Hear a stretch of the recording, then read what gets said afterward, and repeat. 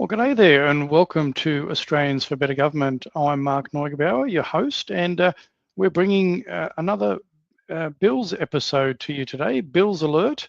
But before we get on to Bills Alert, just wanted to quickly share, obviously, for those that want to get involved with Australians for Better Government, jump onto our website there at australiansforbetter.com and you can check out our prospectus on there. So you'll be able to see our prospectus, you'll be able to see our latest articles, and obviously our mission of what we're talking about, how we can achieve better government with our missions there, that you can click on each one of those to give you guidance and direction there. If you want to become a member, obviously there's an option there to do so. Things don't change unless people get involved, so we'd love to see people jump on board and become a member and be actively involved. There's a bit about the Australian flag campaign, about getting your own Australian flag and start flying them outside of your front door. We've got some videos there as well, and you're able to subscribe for updates as you're scrolling down to that page there, and then obviously some affiliated organisations there as well. And if you want to reach out to us, anything that you hear or see and you want to find out more about or get involved, you've got to contact us there. And just if, depending on where you're watching from, obviously we've got our Australians for Better Government YouTube channel, and you can see our uploads there. And there was episode 1 of myself and Alex discussing an overview of the SA Parliament and operations with Alex there about a month ago now. So let's bring Alex on now and see where today's little discussion will take us. Alex, you're going to go through a little bit more in regards to, because when we spoke last time, the election had just happened. We were, the dust was settling. We were talking about a few things there. We're a month into May. There's already been some legislation, some bills being put forward and so forth. And we're going to be talking about a little bit of that today. You're going to be taking us through that. And this is Bills Alert episode 2. And welcome, Alex. Hello, thank you, Mark. And yeah, are you ready to enter a state of alert? We're always in a state of alert these days in South Australia, Alex. So let's hit it. What do you got for us? All right, let's see what we have to be alert about. So this is, as you said, Bills Alert. First of all, a little word about the results. It was clear who would form government, but not all the results were in last time we spoke. The Electoral Commission was still counting the votes for the upper house, the Legislative Council. What we've got here, though, is the House of Assembly. This is the makeup of it. Labor has a big majority there. And then in the Legislative Council, they finished counting the day before Parliament sat.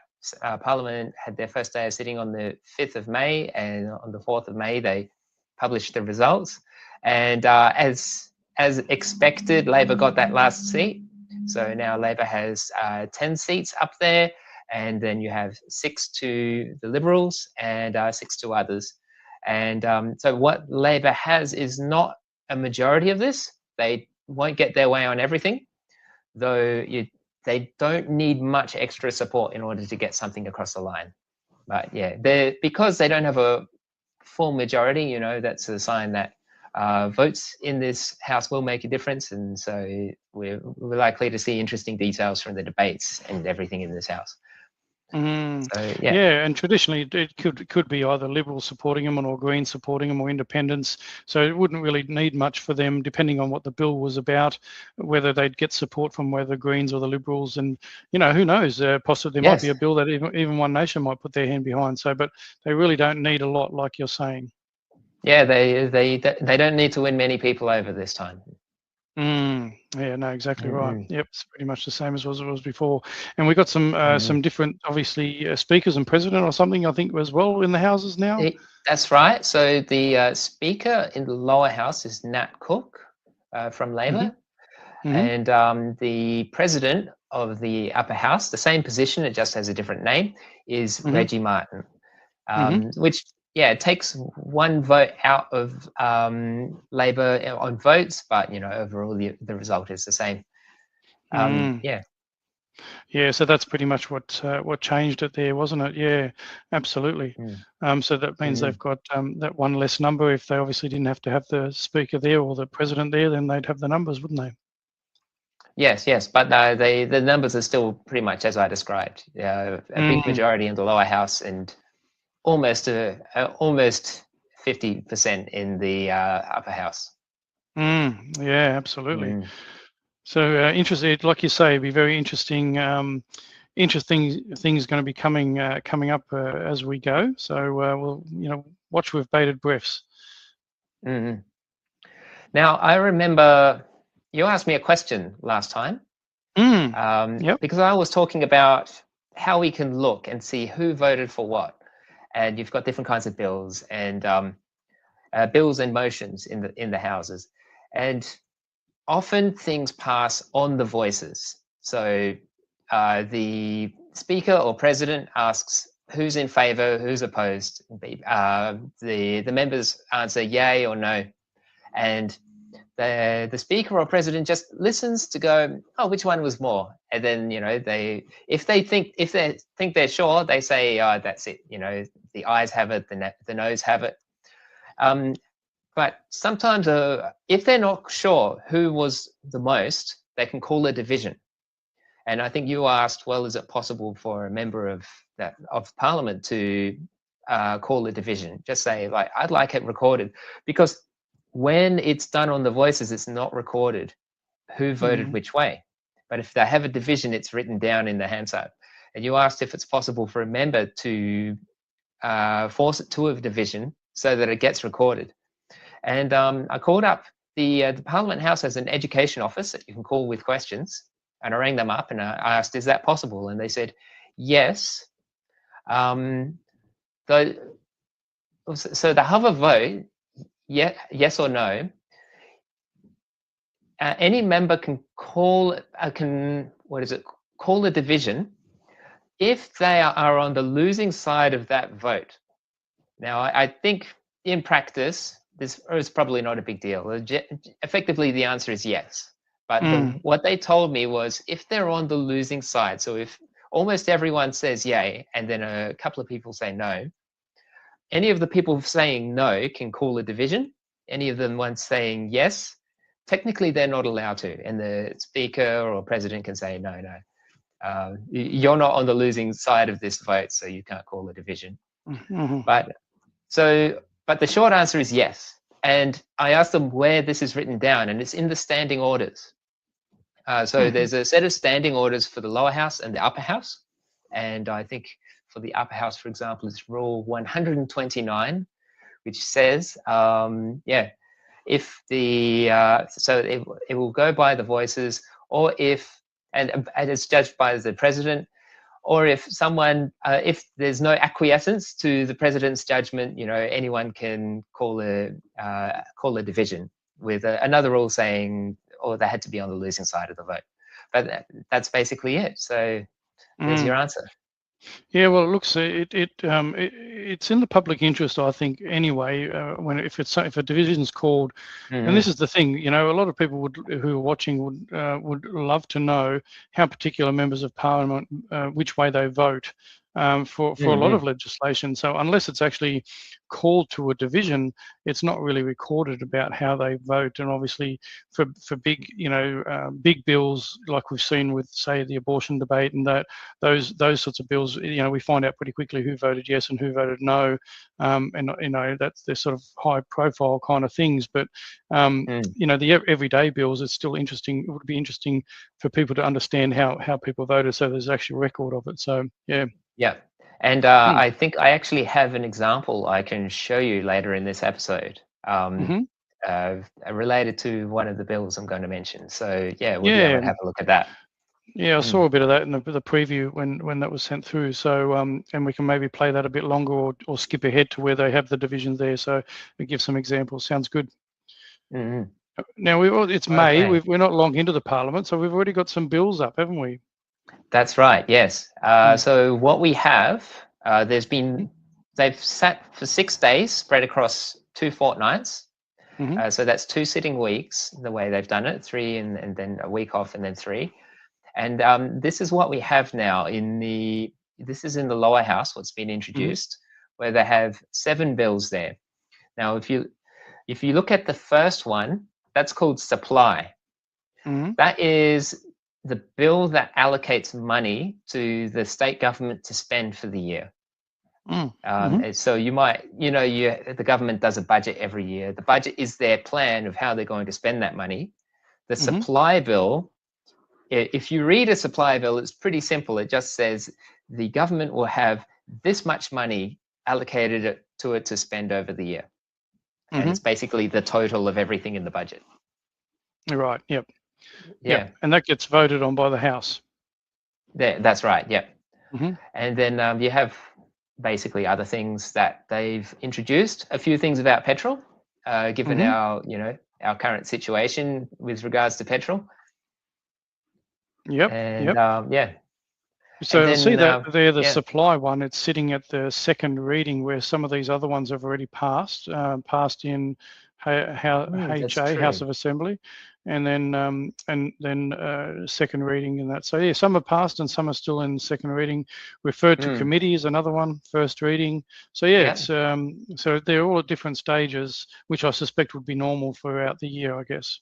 I think so. If we look at what's been passed, this is what the government, I think, is keen to get done right away.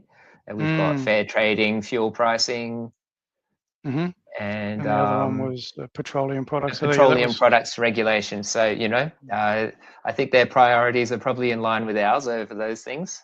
Yeah, and then I think there was a second little page on that too. There was the lower house part 2, but that was Roxby Downs. That's referred to committee. I think that means it's past the second reading. It's on its way to the third. When it becomes the committee. Oh, no, it might be it's referred to a committee within the House rather than committee of the whole is when it's past second and it's on its way to third.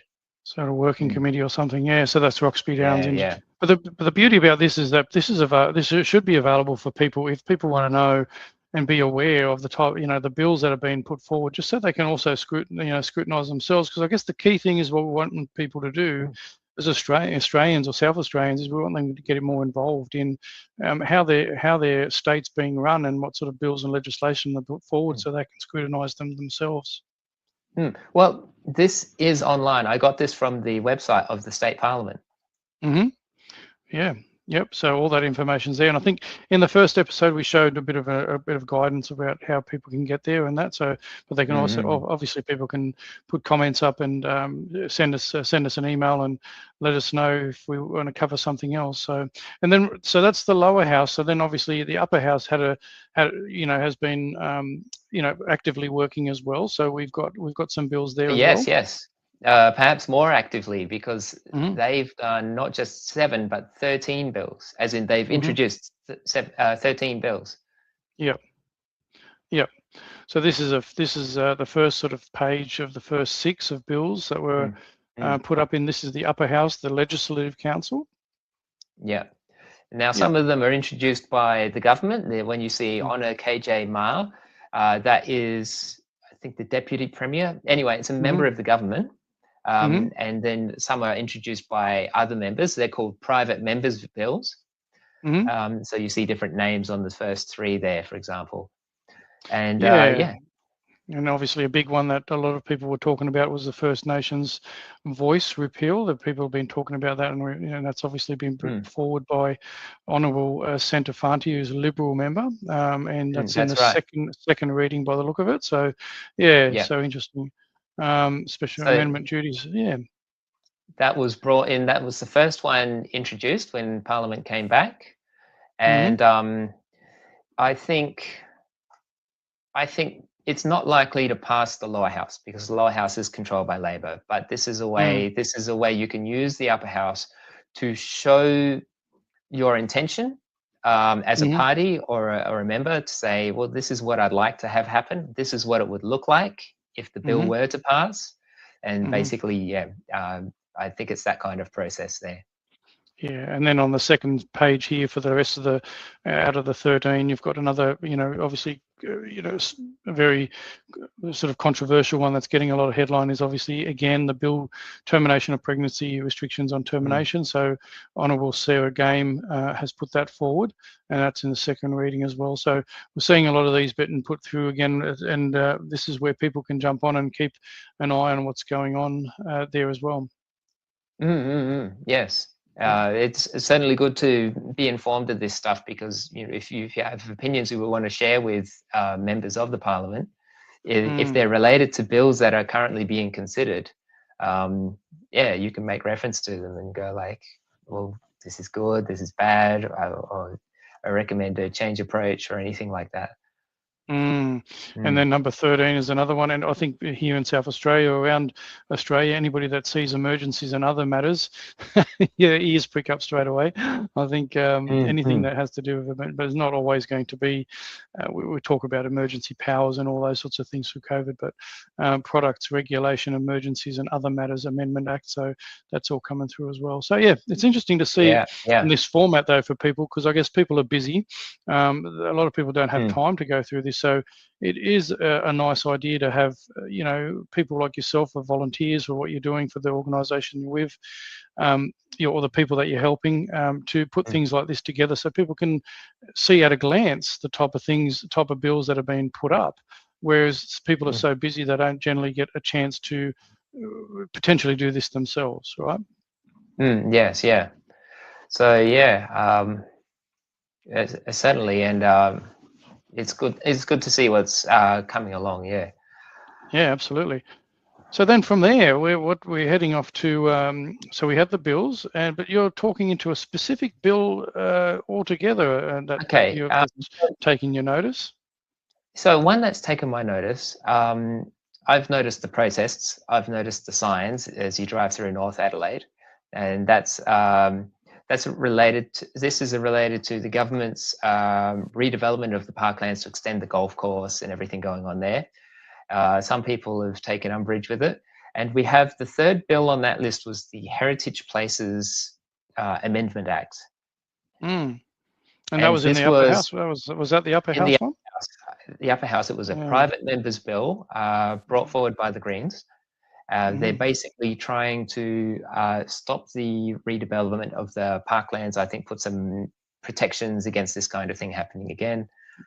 So for some background, I think the state government has purchased a bunch of parkland from the Adelaide City Council, and they're planning to extend the golf course. It was going to be for the Live Golf Course thing, but the Saudi government pulled out, but they still want to extend the golf course and make it all nice. It's going, they're spending $45 million on it. And so there's been a bit in the media about that too, and I'll just quickly show a couple of little grabs from what's been in the media. So this is just a quick grab here from, I don't know if you can hear this. Adelaide Golf Course, the last of nearly 600 trees have now been cut down. Protest tensions easing today after police made 8 arrests yesterday. And then we got just another little one.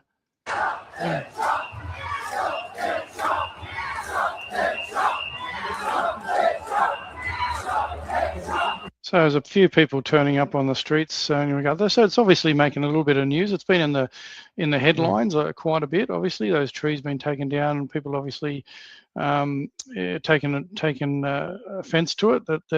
That's what's happening. There's obviously a lot of discussion about that.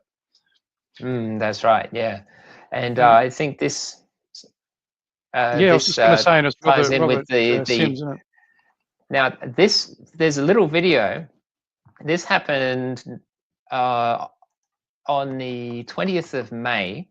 This was not the bill itself, but it was related. The Greens had put forward a motion. So during this Parliament, the Greens put forward a motion that the state government I think as the government, so it's just asking the government to do something. It wasn't binding, but asking them not to spend the $45 million on the golf course. I think like return the lands. The specific wording is in the Hansard, but basically not go ahead with the redevelopment. And so that was put through. This on the 20th, because after the motion was put forward, there was in German. On the 20th, they picked it back up, and other members spoke and offered other amendments. And so we have here a speech from Robert Sims, yep. Yep, where they have, Robert Sims, where they're about to vote on these motions. They ended up having three: the original one from the Greens, one from the Liberals, and then another one from the Greens. And yeah, the Liberals, I think their motion was just for the government to release the business plan behind the redevelopment, because apparently they hadn't done that. And so you can hear Robert Sims speaking about that here. Yeah, we'll play a little bit of an excerpt from that. So that's Robert Sims. He's the leader of the South Australian Greens, I believe. Robert Sims is the leader of South Australian Greens. We'll play a little bit of that. It was first suggested back in May of last year. We fought tooth and nail to amend the legislation, and all of those efforts were blocked by the Malinowskis government. We called for the government to release a business case to be transparent with the people of South Australia. We tried to protect significant trees from the chop, and what we have faced in response has been an arrogant and belligerent government that have refused to provide any of the key information to the people of South Australia, and have refused to undertake even the most basic environmental protections. And now they are being aided and abetted in that endeavour by the One Nation Party under the leadership of the Honourable Cory Bernardi. So it is very disappointing, Mr. President, that we find ourselves in this position, but I urge the two One Nation members who are present to think carefully about their position. They do have an opportunity to do the right thing and to support this motion, albeit in an amended form. So these are the sort of discussions that are held in regards to bills there. Obviously, Greens, so there's, bills put forward, people put down, this is all about the debate and so forth. So there's already a little bit of argy-bargy, like we were talking about before. You said that the mix of the House is very different, and you've obviously got some One Nation, you've got the Greens, a couple of Greens in there, and Liberal. So they're all looking to try and be a voice within the Parliament for the people. And as Robert was saying there's been a lot of backlash from South Australians in regards to, or I guess maybe majority is the Adelaideans, about the what's occurring there with that particular legislation. So he's looking to pass an amendment there, I believe. So right. Now, one thing about this, he goes on to say the one put forward by the Liberals, the Greens are going to vote in support of it because they understand the one they want isn't likely to pass on its own. But they, think at least the government should put forward the business case. And for all three of these motions, the way they vote is, what they do is they vote on the voices. And I think if you look at the first one, the one by the Greens, you can hear the yeas are bigger than the noes. And the president's like, the yeas are bigger than the noes. But then he seems to notice something and he says, we're calling a division. And I think what's happened there is one of the members, I'll play a little bit of that while seeing that you've brought that up. I'll see if we can get that up here. So the first amendment that we will put the question is the amendment made by the Honourable Ms Selwood. So we'll put the question that the amendment to paragraph 1 be agreed to. Those in favour say aye. Aye. Those in favour say no. No. The noes have it. Division being called, ring the bells. The noes were a lot louder. So we're just going to... I'm not sure if I said it the right way. I meant to say the one side was clearly louder, the noes were louder. And despite the fact we could tell from the voices, someone said something and they went to a division. This is the next part. They ring the bells. So they have some time where the bells are ringing and then everyone goes and sits which side they vote on. And then you can see Yeah, so got a bit of a countdown. So the bells to go, and then anybody that's not inside the chamber, I believe, has the opportunity to get back in the chamber as well, and then they have the vote after that, and then they have a call. They say close the doors and no one else can come in, and then the vote goes from there. So we might just I'll see if I can flick that forward a little bit and see if we can bring that up after the countdown's done, and bring it back up again. Let's have a look.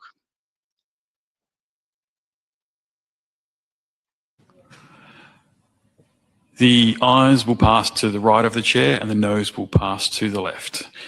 I appoint the Honourable Mr Sims as the teller and the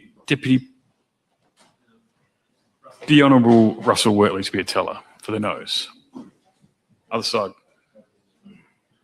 So now they move to the side of the chamber where there's the yes and the noes are counted up, right?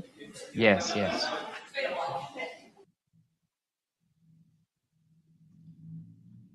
So clearly there again, the noes are substantially more than the yeses, even by just looking at the numbers.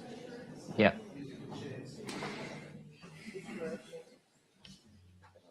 So this was the first amendment, the first division. Yeah.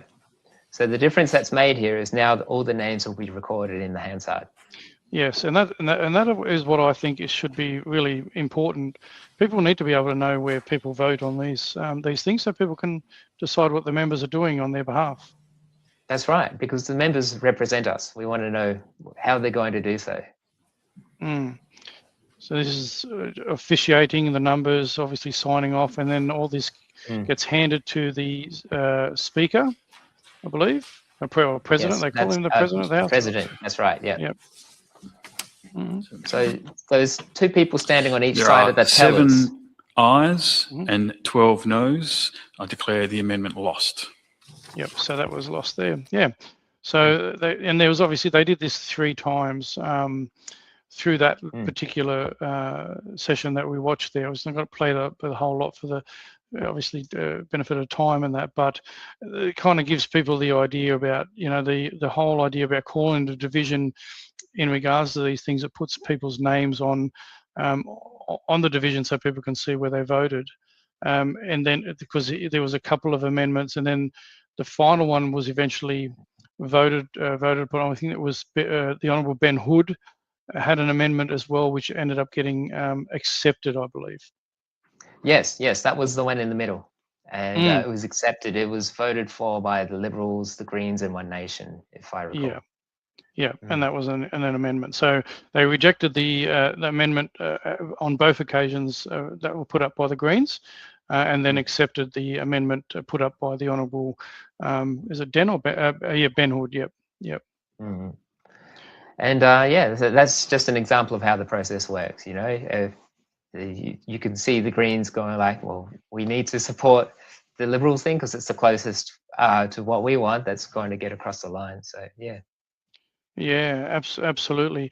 And this is this is the key thing. You and I are having a quick catch up discussion to show the process, and that is really one of the key things. Australians for Better Government obviously keen for this as well, as is direct democracy, is really just to have people become more involved, have more of an understanding.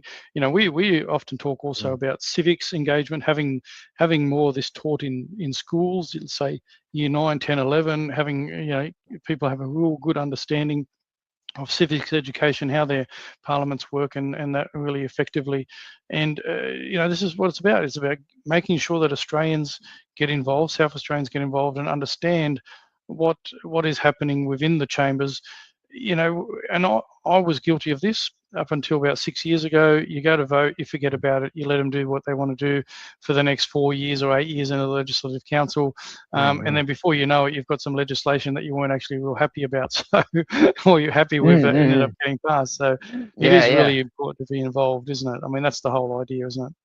Yeah, because it's easy to think that's your whole job as a voting member of the public, just to go do your vote, and then everything should work out. But sometimes it takes a bit more action than that.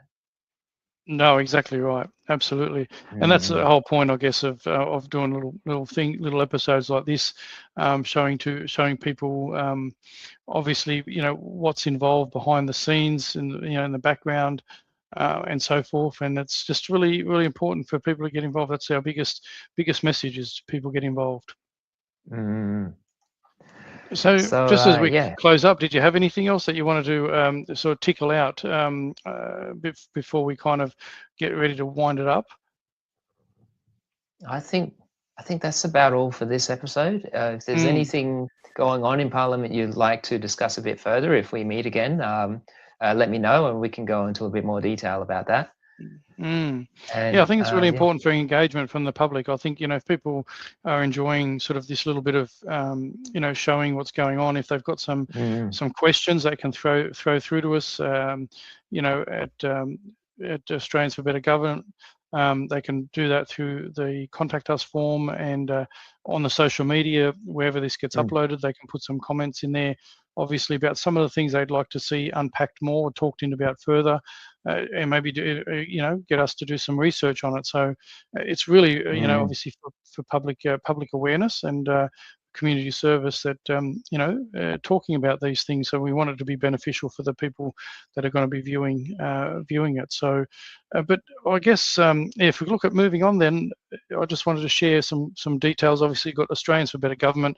Our website, as I've showed at the beginning, was australiansforbetter.com, and you're volunteering and supporting some people behind the scenes with Direct Democracy, CIR Australia, which is the website www.directdemocracy.a or directdemocracyau.org. So that's yes, that's right. Yeah. Yeah, so people can chuck that in the web browser and find out more about it there. Yeah, and that is all about the idea of getting more involved, one way or another, and yeah, understanding how the system works is the first step towards that. So yeah, I'll just see if I can bring that up for us at the moment, and see if we can actually get it up or not. Direct Democracy, and just so we show some people if we can. Not sure if it's going to. My browser's decided to play games, so we're not doing that. But anyway, they've got that on the screen there. People can chuck in Direct Democracy AU. Something got too many tabs going on at the moment, I think. But look, I really appreciate you being able to jump on board again and running through a few of those bills. So we can see in May they're already on fire. They're already attacking it. They've got the lower house and the upper house, the Legislative Council, working and putting through bills and legislation which obviously in the long run will affect all of us at some stage, whether it be good, and some people might think it might not be so good. And this is why it's important to be aware and be able to push back. So thanks, Alex. I really appreciate your time again to run through that, and looking forward to a bit of a catch up. And as I said to people, put your comments in there. Let us know what you'd like us to talk about, what you'd like us to unpack, and we'll see how we can go with that. All right then. Thank you very much, Mark.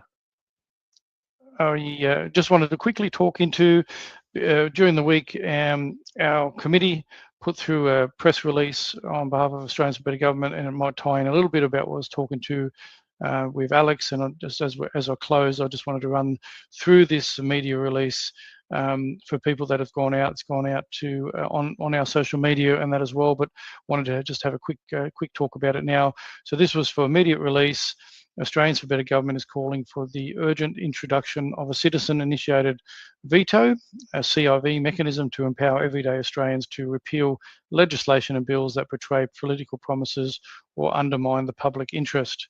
Modelled on citizens-initiated referenda systems operating effectively in Switzerland and various US states, CIV would enable Australians to collect signatures from a threshold of enrolled voters to trigger a binding plebiscite on whether to repeal or veto specific laws passed by Parliament. ABG believes the mechanism would complement Australia's parliamentary system, activating only when substantial voter support is clearly demonstrated through the formal petition process. This would provide a direct democracy safeguard without constant disruption to governance. Broken promises have become too common in Australian politics, leaving voters feeling powerless and disillusioned. ABG President Stephen Tripp said today, "We need to build more accountability into our political system. Citizens Initiated Veto would give Australians a direct and democratic safeguard to hold governments to account when they renege on key election commitments, as we've just seen recently." ABG has highlighted the Albanese Labor government's repeated claims it will not change negative gearing or the capital gains tax discount as a clear and recent example of such a breach of trust. Not only did the government's claim of not changing these taxes influence people's votes at the last election, but it also influenced the investment decisions for millions of Australians. There needs to be accountability for broken promises that directly impact the lives of Australians, Mr. Tripp said. Broken political promises are seen across the political spectrum, and it damages public confidence in the political process. Australians for Better Government believes CIV would repair faith in democracy by ensuring that major legislative changes with significant community impact cannot be imposed without genuine popular consent. ABG is urging all state and federal parliamentarians to support the introduction of citizen-initiated veto as a practical and overdue reform to make Australians' government more responsive, accountable and trustworthy to the people it serves.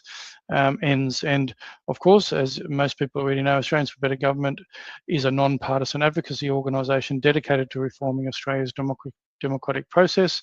Through education, public events and policy advocacy, ABG works to promote greater accountability and transparency and genuine representation in government for the benefit of all Australians. So for media inquiries, you can contact Australians for Better Government President Stephen Tripp there. So thank you for joining myself and Alex again on this little update episode in regards to the Bills Alert update, and this was specifically focused and targeted around the South Australian Parliament, but there is relevance to other jurisdictions as well.